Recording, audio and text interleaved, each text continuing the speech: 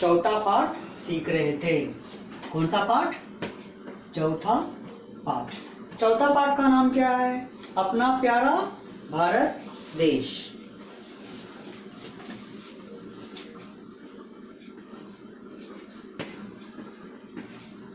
अपना प्यारा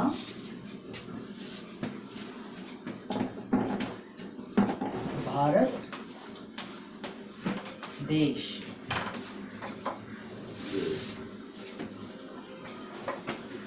तो बच्चों सभी को निवास स्थान होना चाहिए। सभी को निवास स्थान यानी रहने की जगह होना चाहिए। रहने की जगह होना चाहिए। आप 4 जगह घूमते हैं, चारों में से आपका एक स्थान भी, एक घर भी कहीं पर नहीं रहता तो आपका एक भी घर नहीं रहा तो आप मुश्किल होता है। तो इसीलिए इंसान रहने के लिए हमें हर एक वासी को एक देश रहना जरूरी है। एक देश रहना जरूरी है। हमारे देश का नाम क्या है? भारत देश। हमारे देश का नाम है भारत देश।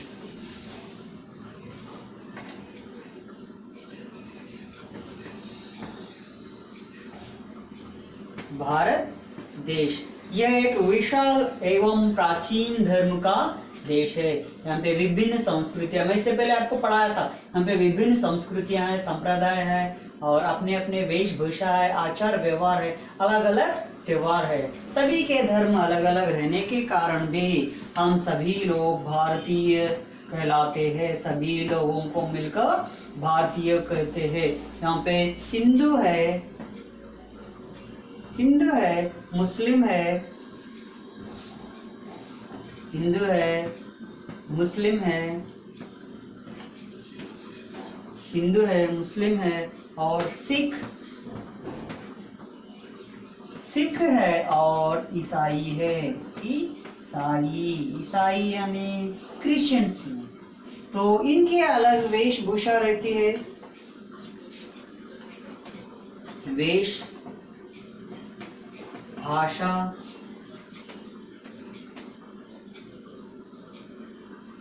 संस्कृति, आचार व्यवहार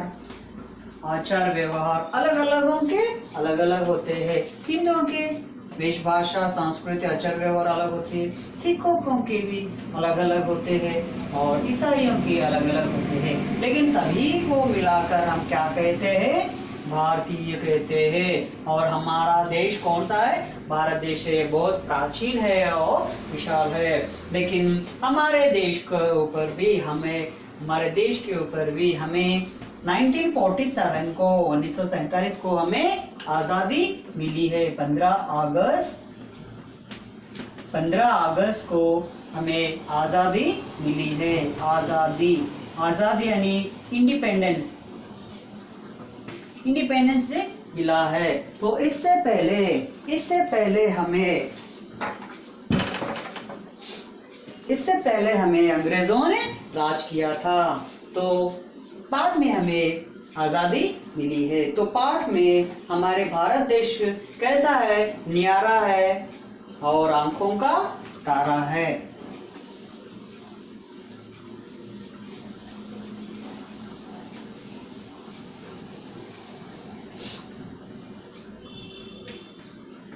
न्यारा है, आंखों का तारा है, आंखों का तारा है और ऊंचे शिखर है,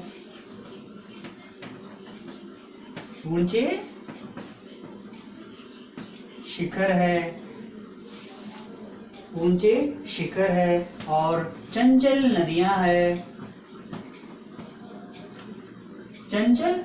है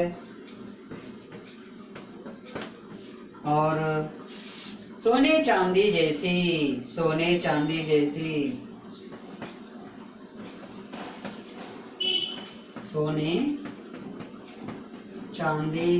जैसी फसलें हैं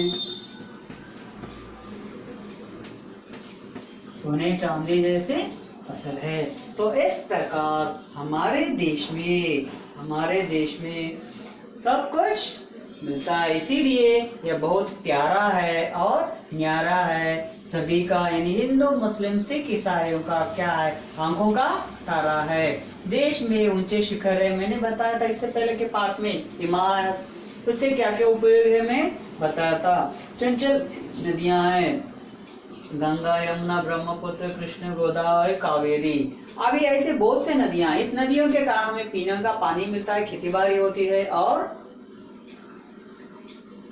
कारखाने चलते हैं, उपजाऊ मिट्टी हमें मिलती है और फसलें, लौंग, इलायची, कबाब चीनी, ऐसे प्रसिद्ध फसल भी यहाँ पर होती है।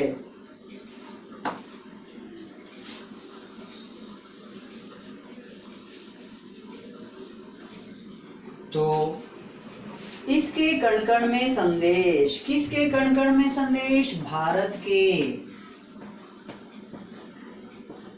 इसके कण कण में संदेश,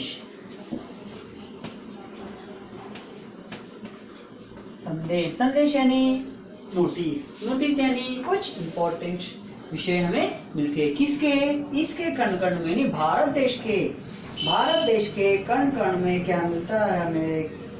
कुछ न कुछ अच्छे से विषय मिलती है, अच्छा सा ज्ञान मिलता है। मैं इससे पहले बताया था हमें क्या चंचल, इससे पहले मैं बताया था कि हमारी नदियां चंचल है, फसलें सोने चांदी से फसलें हैं। तो अब इसके कण कण में, यानी भारत देश के हर एक जगह से, हर एक स्थान से हमें कुछ न कुछ संदेश मिलता है, नोटिस मिलता है, थोड़े इम्पोर्टेंट पॉइंट्स मिलते हैं। तो देखिए अब मैं बता सकता हूँ, हमारे देश में, हमारे भारत देश में कई धर्म पुरुषों का जन्म हुआ है। धर्म पुरुषों का जन्म हुआ है, साधुओं का, साधु, मुनि, ऐसे वालों का जन्म हुआ है। तो धर्म पुरुषों के बारे में हम बात किया तो करें तो पहले राम जी, और उसके बाद कृष्ण,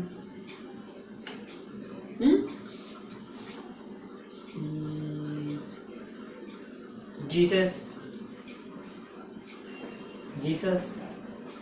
और गांधी,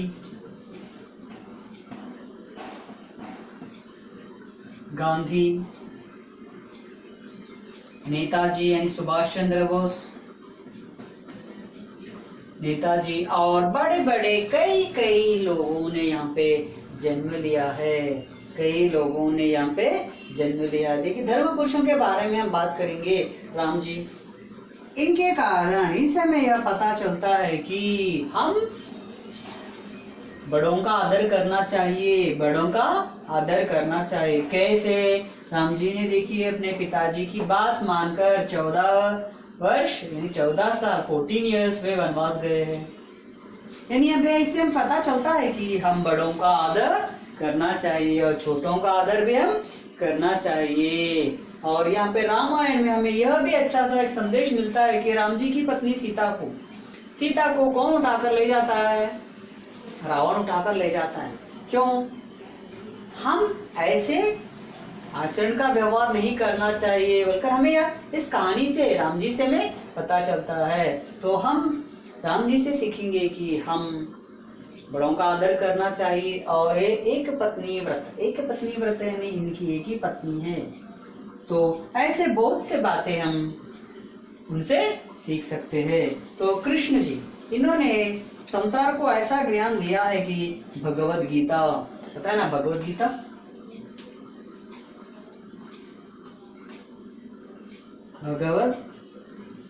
भगवद गीता, इन्होंने भगवद गीता को संदेश में जी रूप दिया। तो हम किस तरह रहना चाहिए, कैसे रहना चाहिए, हमें क्या करना चाहिए, ये पूरे हमें श्री कृष्ण के द्वारा पता चलती है।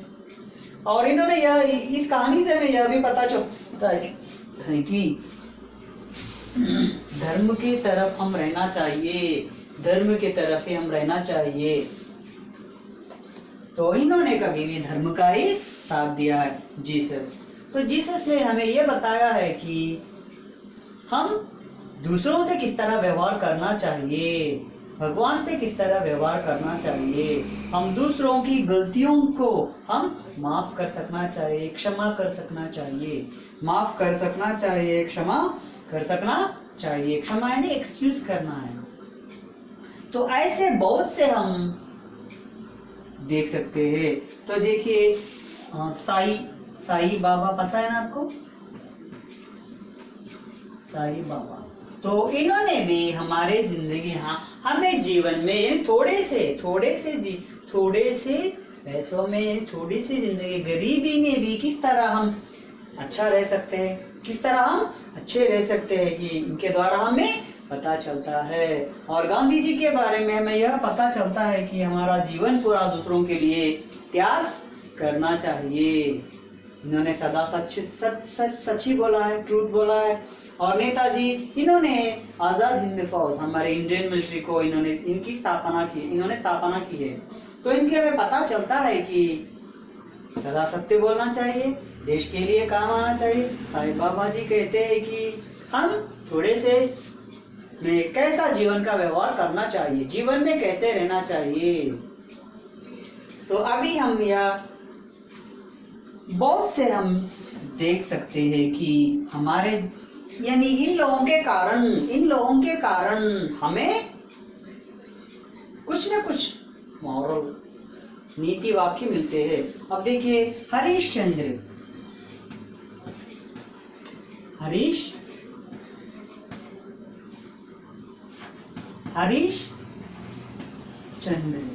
इनके बारे में मैं आपको बताऊं तो कितना भी बताओ बहुत कम है। इन्होंने सत्य के लिए, यानी सदा सच बोलने के लिए अपना राज दरबार को छोड़ देना पड़ा है, इनके बेटे को भी छोड़ देना पड़ा है और पत्नी को भी छोड़ देना पड़ा है। तो इसका मतलब क्या है, हमें सच बोलने के लिए कोई कठिनाई आने पर उसका सामना हम करना चाहिए। तो ये है, इसके कण कण में संदेश, ऐसा पावन है यह देश। इसके कण कण में ये इतने महापुरुष लोगों ने यहाँ पर जन्म लिया है, तो इसीलिए उन सभी के द्वारा हमें छोटा सा संदेश मिलता है। और ऐसा देश ये पावन देश है। ऐसा देश कैसा है, पावन देश है। पावन यानी पवित्र देश है, पावन यानी पवित्र देश है। तो देखिए बच्चों, कितने लोगों ने हमारे पास जन्म लिया है और किस तरह अपना जीवन व्यतीत किया है, हमें क्या क्या सिखाया, कितनी अच्छी अच्छी बातें इन्होंने सिखाई। ऐसे बहुत से लोग इस देश में जन्म लिया है, ऐसे बहुत से लोग इस देश में जन्म लिया है। धरती का स्वर्ग यही अपना प्यारा भारत देश, ये धरती का स्वर्ग कहलाता है। क्या कहलाता है धरती का स्वर्ग? धरती का स्वर्ग कहलाता है। कौन कहलाता है? भारत देश।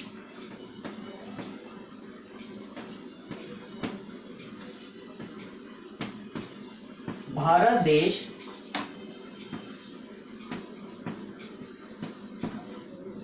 धरती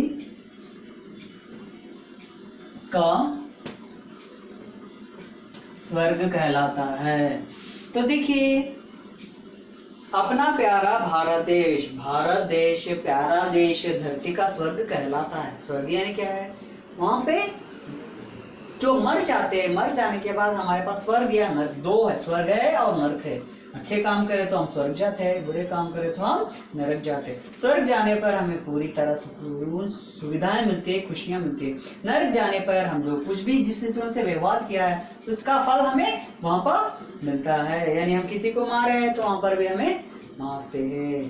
तो यहाँ पर हम भारत देश को धरती का स्वर्ग कहा गया है। क्यों? यहाँ पे कई ऐसे दर्शनीय स्थान है, दर्शनीय स्थान यानी देखने लायक स्थान है, देखने लायक नदियां हैं, देखने लायक जंगल है और देखने लायक पर्वत है, पहाड़ है। इस कारण यह देश बहुत बहुत अच्छा है, प्यारा है, नारा है, बहुत से दर्शनीय है, दर्शनीय है, दर्शनीय है, दर्शनीय स्थान है, दर्शनीय स्थान है और जंगल है, प्रसिद्ध जंगल है और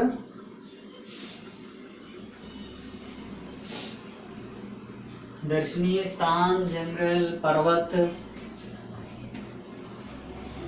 है और नदियां है।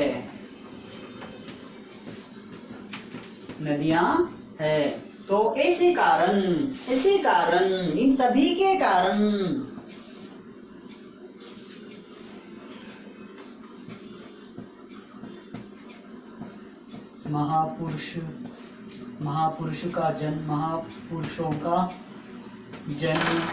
महापुरुषों का जन्म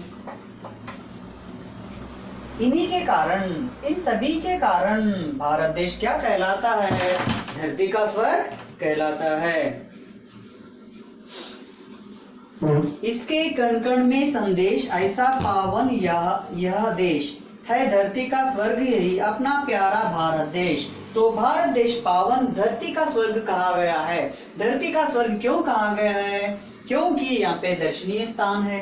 दर्शनीय स्थान यानी देखने लायक स्थान, प्रसिद्ध स्थान, और जंगल है, प्रसिद्ध जंगल देखने लायक है, और पर्वत है, पर्वतों के बारे में इससे पहले मैं बताया था। नदियों के बारे में भी मैं बताया था। और महापुरुषों का जन्म हुआ है, जैसा कि राम, कृष्ण, जीसस, साई, गांधी, नेहरू, इन सभी का जन्म, ऐसे बहुत से लोगों का जन्म होने के कारण इस देश को क्या कहा गया है? धरती का स्वर्ग कहा गया है। तो यहाँ पर मैं और एक बताना चाहता हूँ कि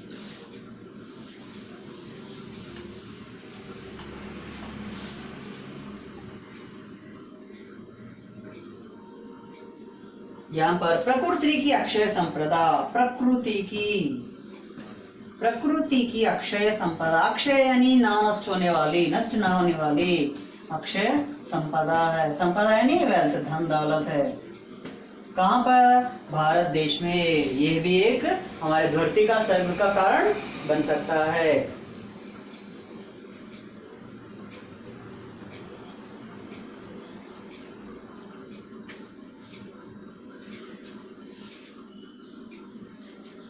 अक्षय संपदा है। और हमारे भारत देश में हमें अच्छे संस्कार मिलते हैं। अच्छे संस्कार यानी अच्छे गुण मिलते हैं।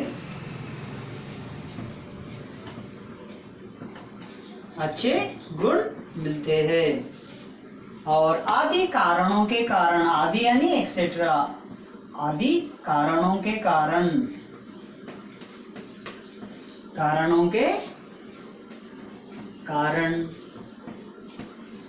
कारणों के कारण ही भारत देश को धरती का स्वर्ग कहा गया है।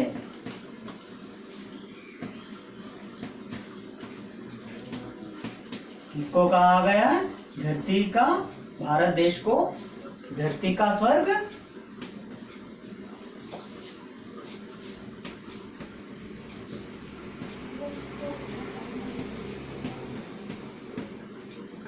धरती का स्वर्ग का कहा गया है।